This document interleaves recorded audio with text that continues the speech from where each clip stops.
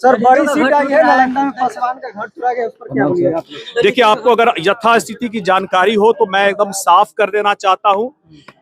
Media में जिस तरह से नैरेटिव चल रहा है कि 150 लोगों के, गरीबों के घर तोड़े गए हैं, सरासर गलत है। आज हम लोग वहां जा रहे हैं, जनता के बीच मिलेंगे और कोई भी उनकी शिकायत होगी, कोई भी उनका अपना कोई भी कंप्लेन होगा, उसका समाधान खोजने का काम हम लोग करेंगे। जरूरत पड़ने पर चिराग पासवान भी जाएंगे वहां पर। पार्टी की स्थापना की थी, उस उद्देश्यों के हिसाब से हमारे राष्ट्रीय अध्यक्ष चिराग पासवान जी और हम पार्टी के सारे सांसद और विधायक उन्हीं उद्देश्यों को लेकर के आगे चलेंगे, जिसमें उनका एक प्रमुख उद्देश्य था कि मैं उस घर में दिया जलाने चला हूं जहां सदियों से अंधेरा है।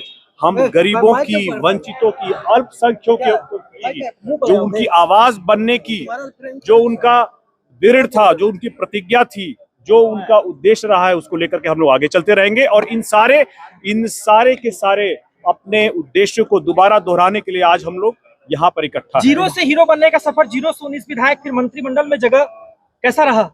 देखिए, ये स्वर्गीय रामविलास पासवान जी की ताकत है, उनके द्वारा दी गई ताकत है हमारे नेता चिराग पासवान जी के लिए, जिन्होंने एक सांसद से अपने आप को 5 सांसद और फिर 19 विधायकों के साथ बड़ी पार्टी के रूप में स्थापित किया है। ये हमारी पार्टी के लिए एक बहुत ही ऐतिहासिक माइलस्टोन है, लेकिन हम लोगों को इससे आगे जाना है और उससे पार्टी आज यह भी तय करेगी कि आने वाले समय में पार्टी कैसे बड़े माइलस्टोन को तय करेगी, कैसे अपने सारे कार्यकर्ताओं को समाहित करने का प्रयास करेगी। इस बार हमारे पास सीमित 25 सीटें थी विधायकों के लिए और सीमित 5 सीटें थी सांसदों के लिए, लेकिन आने वाले समय में पार्टी कैसे लोगों की आवाज बनकर, उनके लिए आवाज उठा करके अपने दायरे को बढ़ाएगी और अपने कार्यकर्ताओं को और जो भी समाज के लिए काम करते रहे हैं, मजबूती से जनता के लिए आवाज उठाते रहे हैं, उनको भी मौका मिल सके, इस पर भी आगे मार्गदर्शन और रोड मैप दिया जाएगा। अरुण जी, एसआईआर को लेकर के बंगाल में भारी विरोध हो रहा है। देखिए,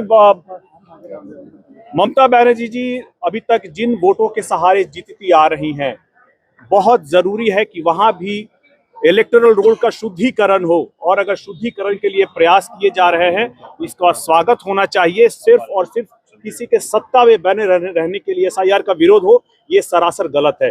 ये चुनाव आयोग का जो एक स्वायत्त संस्था है, उसकी एक स्वाभाविक ये प्रक्रिया है। इसका विरोध होना और सिर्फ इस बात पर विरोध होना कि किसी एक समाज का या किसी एक जो घुसपैठिए हैं वहां पे घुसे हुए हैं, जो देश की जनता, राज्य की जनता का ही वोटिंग अधिकार का हक छीन रही है, और चूंकि वो किसी के लिए वोट बैंक है, इस नाते उसका विरोध हो, ये सरासर गलत है। वोट का शुद्धिकरण एक स्वाभाविक प्रक्रिया है। भारत के संविधान के तहत इस प्रक्रिया को स्वीकृत किया गया है। अगर उनके पास कोई सही ठोस आधार है एसआईआर को विरोध करने का, तब उनको